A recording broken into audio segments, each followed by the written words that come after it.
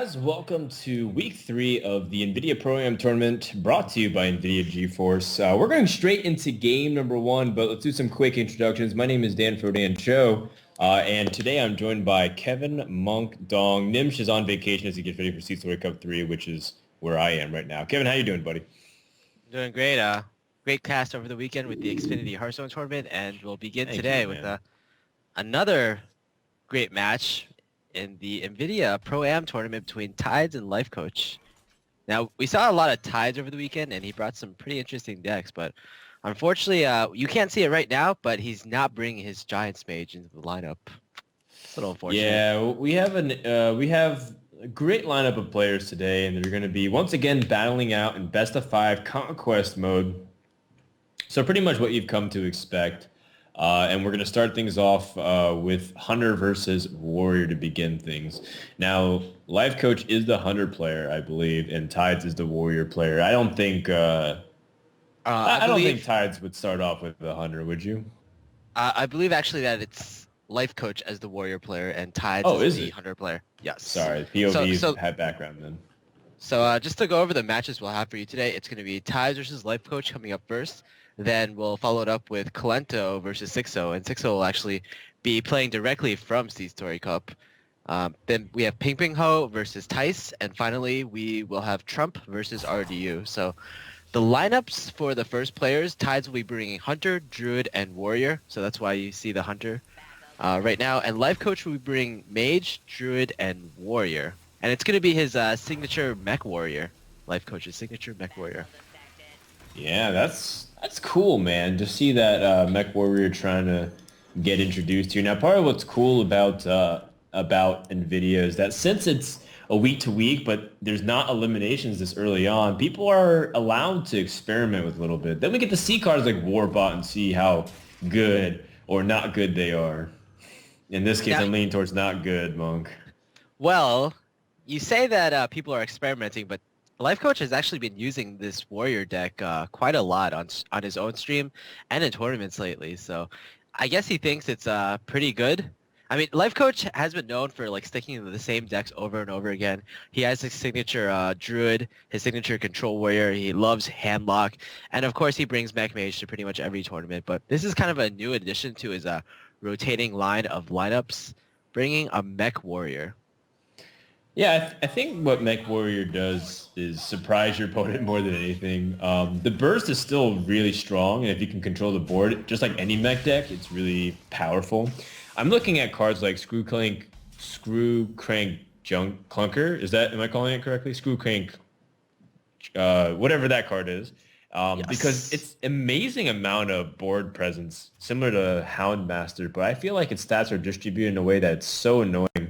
And because of the mechs gating a lot of tempo through Mech Warper, Hunter's going to be in a difficult spot if they can't find the exact damage to kill soon, considering that Warrior can race as well. Yeah, you're never in a good position when you put a Wolf Rider on the board and you're considering hitting not the face, especially when you're considering hitting a 1-3, which trades pretty favorably, I would say, against the Wolf Rider. You mentioned the Screwjank Clunker. And I feel like that card was maybe meant to be more of a mid-range, meant to put in a mid-range Warrior deck. For example, like the stats are just 2-5, and it's not the most aggressive of cards. See, oh wow, Tides is actually considering hitting the Mech Warper here. Just to reduce the cost, his opponent will be on 3 mana as well, correct? So he doesn't want him to get an early Pilot Shredder and completely destroy his board. It's reasonable, but it's also a really painful exchange considering that you're inviting him into like starting to take initiative against you. And now it's like, well, I need to draw Unleash the Hounds or else I'm going to lose this board completely. Yeah, not only do you have the Pilot Shredder on 4, but you also have the Screwjank Clunker on 4. The Screwjank is, after all, Mech. So that's something we don't get to see very often. It's kind of like sort of like a coined out Houndmaster, right? Yeah, exactly. The Houndmaster, like, it's just the fact that it's so resilient against the board. And then you have, like, really good trades because you have weapons still, I believe. I'm not sure exactly because I guess I haven't really truthfully tuned into much of Lifecoach's personal streams lately. But I have to imagine that you still have a lot of ability to be aggressive. And where do you top out at this deck, Monk? Like for the Uh, warrior deck? I'm not really sure. I think Dr. Boom Is it and Dr. Grom. Boom? It's Okay, I Dr. thought Boom Grom and was in there yeah, because if yeah, you have and Death Grom. Spite, you should be Grom. Okay, I mean, makes like sense. with all of the quote unquote mech decks, you have Dr. Boom plus like the class legendary. So we see Archmage Antonidas plus Dr. Boom and Mech Mage. We see kind of Alakir and Dr. Boom in Mech Shaman sometimes. So I guess Grom makes sense, especially because it's such a good finisher in this deck. Now, Yeah, makes sense. normally when you're playing Face Hunter against one of these mech decks, you have like a few comeback cards or cards that kind of get you back into the game, or plays. So the first play is Knife Juggler into Unleash the Hounds at 5 mana. That usually clears the board somewhat and lets you get back initiative. The second is Explosive Trap, which also helps you race and helps you clear the board. And the very last one, the third one, is like a Knife Juggler or a Haunted Creeper on the board, and then you pop it with a Knife Juggler that you just put on the board. But unfortunately, we don't see any of those combinations from Tides, and he has yet to draw his Unleash the Hounds for that Knife Juggler combo. Yeah, he's only got a couple of chargers and a few buffers. The Knife Juggler here is so vulnerable, and he's going to hope for a really good trade here with the juggle. If it lands on the Warbot, that'd be really nice. Oh, Mm, one of the worst options. Like, he wouldn't be sad if it landed yeah, on either the Warbot or the Divine Shield, right. but now this is going to be difficult. Considering that it's really easy for warriors to start like weaponing, trading, doing really annoying stuff, Cruel Taskmaster. Oh, he's trading both. Pilot of Sky Golem coming out here and controlling the board, and there's no...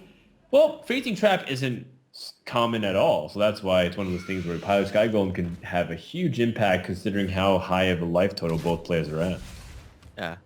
I think Piloted Sky Golem is one of Lifecoach's favorite cards, and maybe even his signature card. We see it in a lot of his decks, his Control Paladin, for instance, and he's even experimented it with Druid. And it's kind of it's really nice because it's kind of like a mini Savannah High main, and it's kind of giving a taste of their own medicine to these Hunter players. Yeah, exactly, right? The fact that they can't deal with a 6 damage death rattle that has high impact both before and after death. Man, this is not feeling good for Tides at all. This Haunted Creeper can barely train into anything. He's looking at 17 damage just on board. Tides is just going to concede. This Mech Warrior deck takes a game. And you know what? It just slides into the back pocket, and Lifecoach doesn't have to worry about it for the rest of the series. Yeah, I believe this Mech Warrior is now 2-0 in official tournaments, so maybe a competitive deck. We've been seeing Control Warrior. We've seen players like Zalay and Orange use Mid-Range Warrior. Then we have the Grim Patron Warrior that's kind of popping up on ladder. But is Mech Warrior the new Mech archetype? Let's hope not, man. Actually, you know what? Let's hope so. I take that back. The fact that we can see other mech decks that aren't Mage would be exciting to see. But at the same time, they all have the similar ideas, Monk. It's like, let's get Mech Warper and let's flood the board. It's like, oh, this class can buff it with 2/2. Oh, Priest can buff it with 3 health. It's like, all right, well, I get the idea. So while I do appreciate the coolness of the mech deck, it's one of those things where, like, I kind of wish I don't hit it on ladder, Monk. I don't know about you. Well, you say that you hope to see more of this Mech Warrior and not so much of the Mech Mage, but those two classes or those two decks aren't mutually exclusive because we do see a Mage in Lifecoach's lineup, and we do know that he loves his Mech Mage above anything else. So why not bring like almost a full Mech lineup? Mech Just imagine Druid?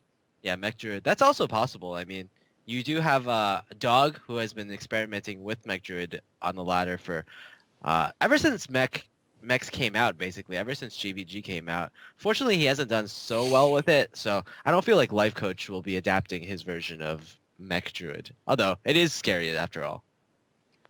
Fair enough. Yeah, and I think that's completely something that's on Tides' mind now that he knows Warriors out of the equation. And maybe that just allows him to queue up the hunter again, because then that gives him a good shot against his opponent's lineup now that warrior's out of the way. But it's so interesting that you queue up like warrior versus the hunter, and it's like, well, you're afraid that you might lose because it's a bad matchup, but then it's not the matchup you think it is. Oh, okay, so we're gonna have warrior versus mage, it looks like. Uh, that I guess that makes sense. We'll definitely be seeing at least Wait, one warrior here. unless both these guys somehow played warrior and the hands mirrored. I'm not even sure how that happens. And they're using all Yeah, golden. They're both using this all is golden cards. synchronized Hearthstone.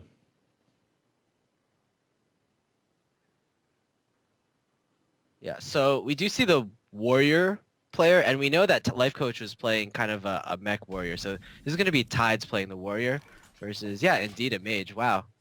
I was surprised you could tell just by the little cutoff there. Thanks, man. I can recognize that very thin and defined ab line from Jaina. It's very nice.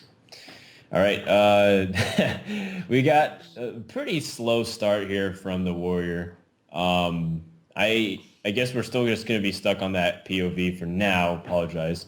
Well, we don't really get to see the mage. But if it is the mech mage, Ty's not having weapons early on, specifically the fiery war axe. It's going to make it very hard if its opponent gets a quick start. Yeah, as with all aggressive matchups, when you're playing warrior, you like the matchup just changes so much depending on whether you have the fiery war axe in your opening hand. If you do, the matchup is like 60-40 in your favor, and if you don't, the matchup is like 40-60 in your favor. It's kind of like having an Undertaker on turn 1. If you do have that card on turn 1, if you do draw it, or if you draw a Wild Growth on turn 2, for example, your win rate just skyrockets. So even a simple thing. Oh, there it is. Well, Monk. You know, actually, at the same time, the Snow Chugger might buy enough time in which it might not be as impactful, right? You can still play Mech Warper and assume that you're safe to be able to benefit off of it next turn. Yeah, I like I guess I kind of like Mech Mage as the design of a deck because it is vulnerable to weapons in the early fire war axe or maybe even like a power mace, but it kind of tempers that aggression or tempers that defense with minions that are kind of resilient to the fire war axe, like the Snow Chugger and a Noatron. So as for aggressive decks, as far as those decks go, it's pretty good design, I feel.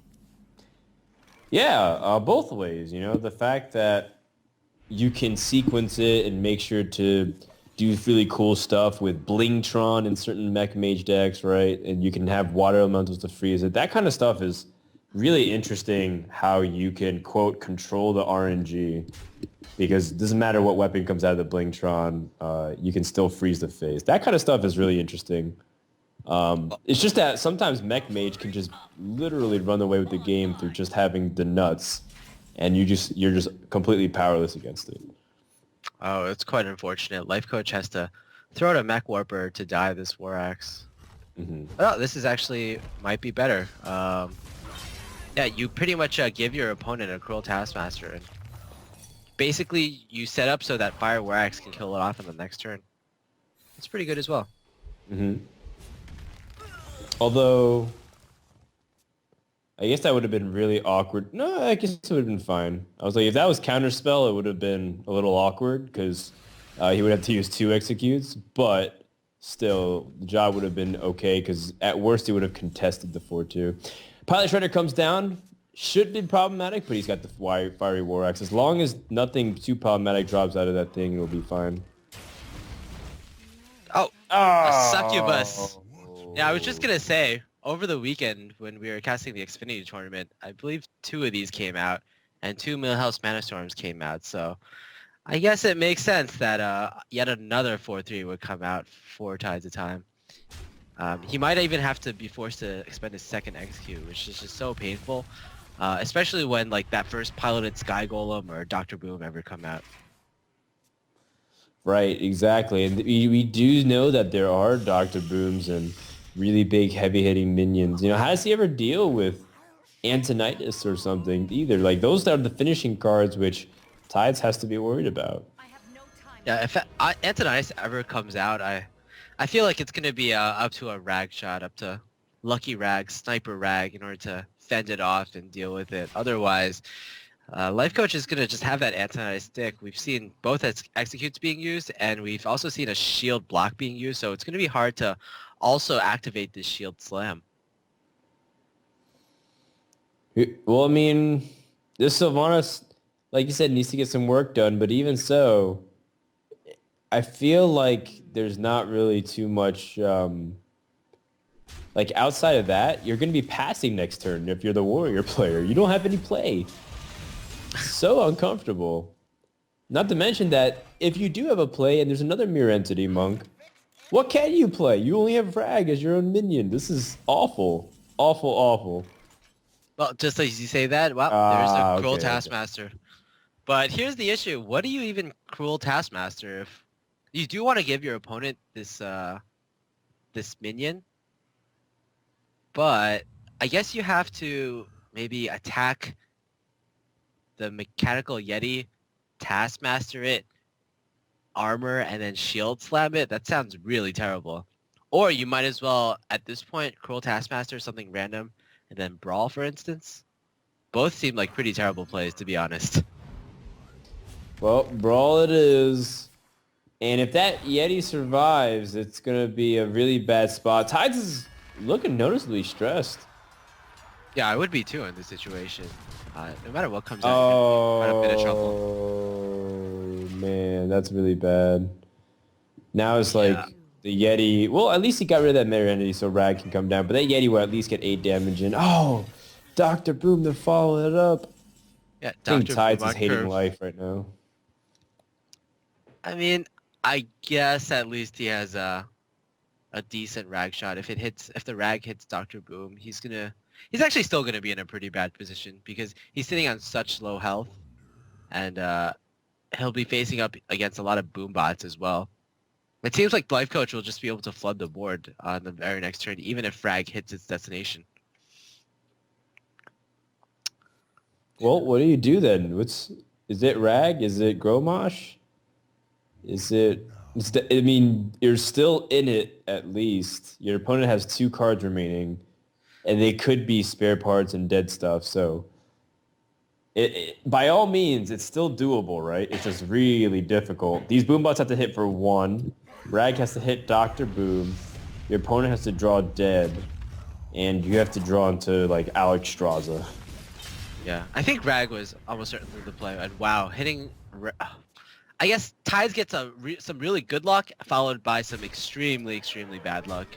We see by the quick actions that Lifecoach is taking that, yeah, he probably has lethal, and Lifecoach will go up 2-0 in the series. Yep, just like that. Lifecoach is off to an excellent start, 2-0. Definitely where you want to be. Taking a look at his last deck, too, he's got Druid. That's going to be scary considering that Tides has to beat Druid, and more importantly, he still has Warrior remaining. He needed that Warrior to beat the Mech Mage. Yeah, especially because Lifecoach, he'll probably be playing his patented Lifecoach / Nilayam Druid. And I've been playing a bit of that Druid on the ladder lately, and I found that it's just extremely favorable against Warriors. Normally against Warriors, Druid still has a favorable matchup, but that Nilayam Druid in particular, it has a nurse added onto it. It has a rag added onto it. It's just so much aggression that I feel like because Tides has a control warrior in his lineup, he's going to be pretty far behind.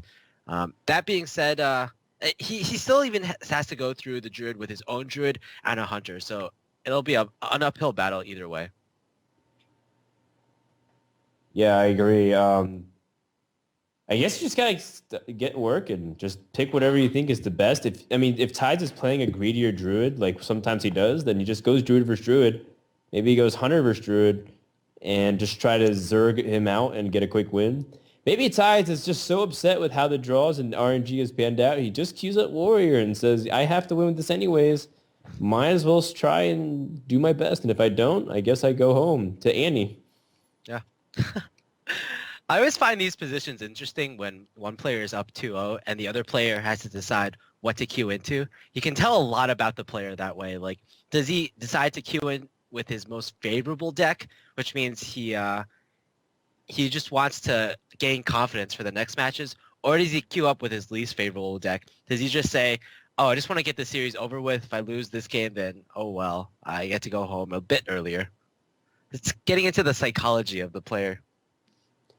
Yeah, what about like middle of the road? It's kind of weird to think about, but I think it's pretty decent to explore that route as well. That's why I don't mind Druid versus Druid here. But maybe that is his best chance. Who knows? Have you made a decision about Hunter versus Druid yet, Monk? Because I know we were talking about it on Sunday. Yeah, I mean, again, a lot of players, or I would say most players think that it's Druid favored, but just judging by the matches that we saw over the weekend and over just the past few weeks, I've been seeing a pretty large percentage of Hunters winning. Maybe it's because of quick shot. Maybe it's because ladder Druids are more tailored against aggressive decks compared to tournament Druids. Of course, there are a lot more in tournaments. You can expect a lot more control than aggro. So Druids might just be tailored against those control decks and just forgetting about the aggro. Maybe that's the reason that Hunters are doing so well in tournaments lately against Druid. But a gun to my head, I would say that Hunter is favored. All right. Well, I'm not doing that just yet, Monk. Not yet. So Looks you're like, saying that one day it'll come to that? You'll put a gun to my head. Look, I don't want to promise anything. I don't want to say that your life is always guaranteed when you're next to me, Monk. Especially if it comes down to watching Lifecoach play too much Hearthstone and roping every single turn. But he's been playing well so far. He's got Wild Growth in his opening hands. Tides is going to go with the Hunter. And this deck, like you said, pushes out so much damage. It's so hard to keep up as a Druid player if you don't get the excellent start. But I think it's a pretty decent opening hand if you have Rats, make sure to answer anything early, pick up Swipe, or maybe Innervate so that way you can pretty much push out anything against the counter aggression. Yeah. Now, I said that the Nilayam Druid or Lifecoach's Druid was pretty good against Control Warrior decks, but it's also geared in a way that it's not very good against Hunter decks. It doesn't run any Zombie Challenge, for example, and that Nourish that's going to be in this deck is just going to be a fairly dead card. Ooh. Yes, You're right. Look at that hand, though. He's got pretty much every answer that he wants, and it stacks for every point of damage, too. 1 to 4 damage, according to what he needs to match it. The Swipe not really for the 4 damage, but more for the collateral 1 damage AoE on everything else. Yeah, and Double Leopard Gnome is painful, but there is a chance for Druid to stabilize and really take a commanding lead if Tide starts slowing down a little bit. Yeah, that being said, I feel like Blackrock Mountain has actually made this Druid slightly worse against Hunter. This Druid, Lifecoach has actually cut 1 Sludge Belcher for the Emperor Thorzen. If we are to go by previous tournaments. We don't have his deck list right now, but in some previous tournaments, the Nylon players have cut that 1 Sludge Belcher for Emperor, and it's cutting pretty much an anti-aggro card for an anti-control card. So if Lifecoach just keeps up with that decision, we could see some pretty bad draws coming up for him.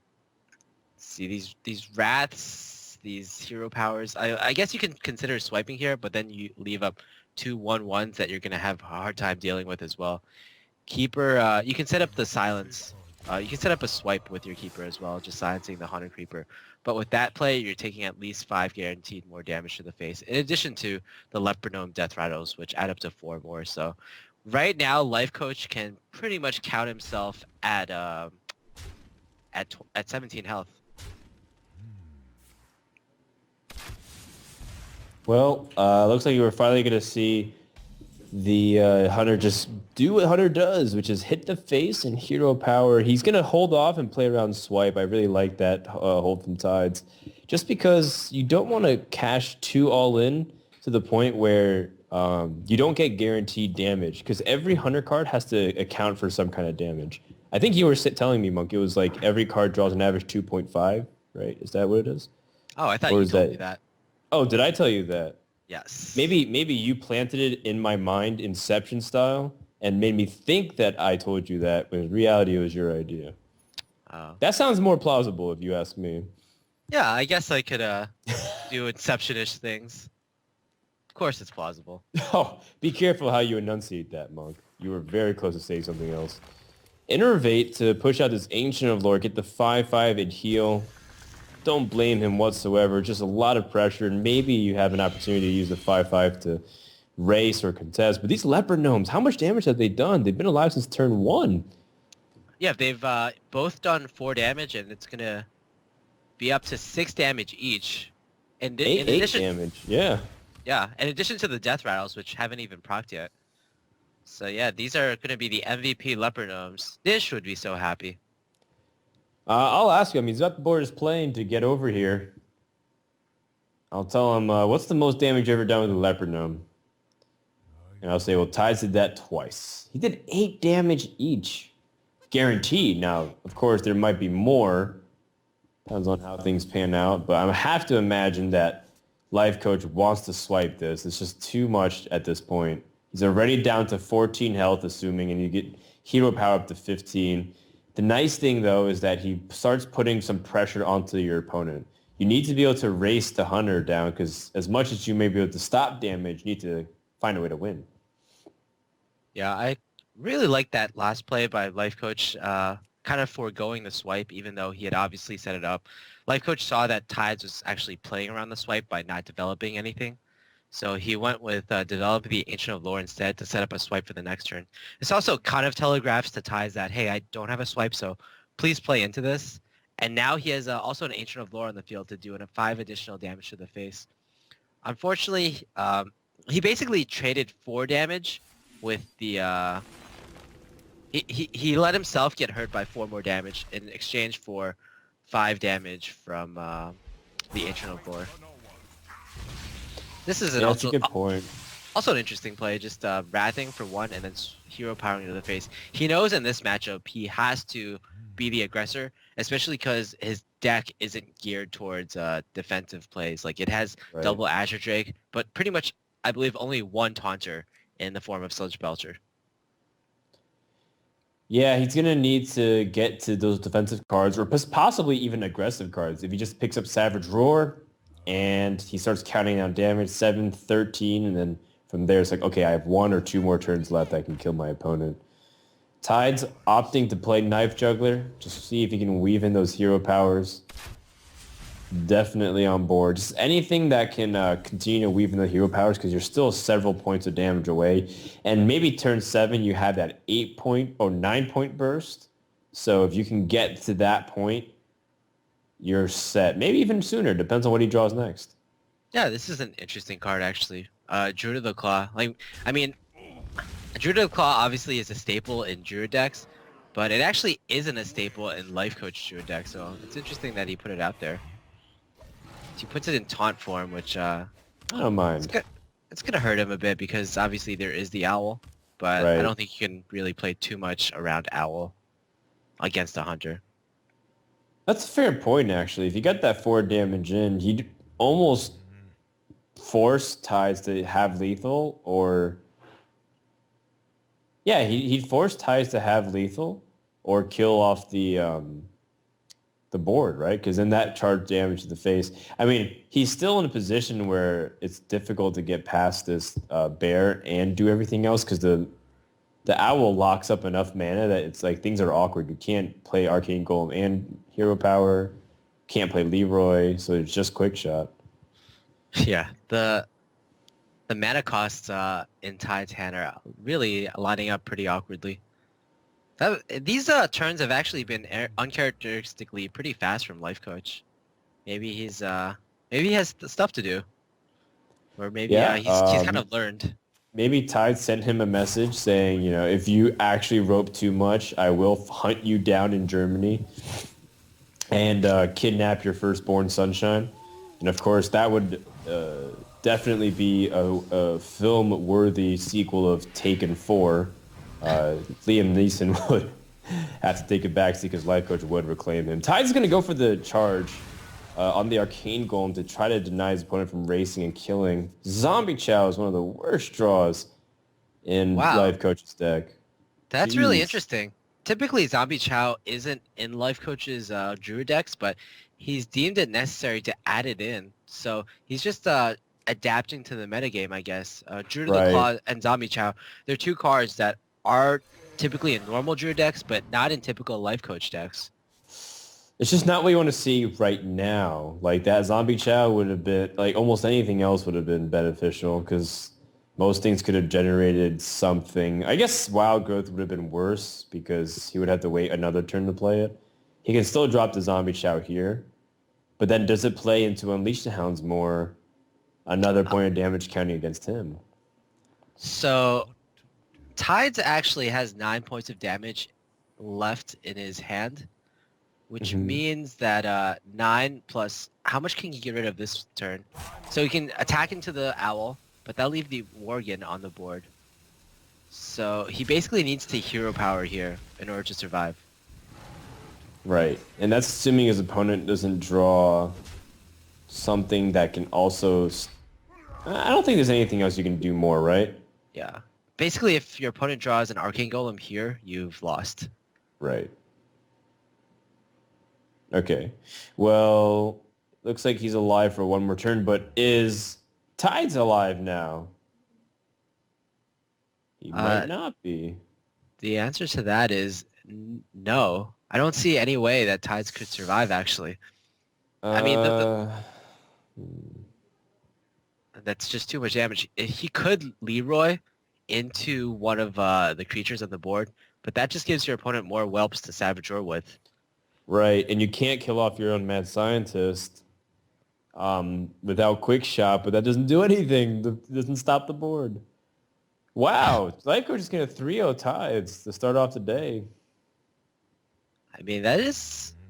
Lifecoach has done pretty well in these league-type situations. He is, for example, 4-1 in the Kingwin Pro League. At one point, he was tied with Strifeco as being the two only undefeated players. So, yeah. Wow. Tides... Hunter is 1 point off lethal and has to trade with Leroy and going to lose 0-3. Oh, no, What a time to be alive. Oh, Or, sorry, 2 days. He goes for the direct damage to the face, but he knows he's dead because that's...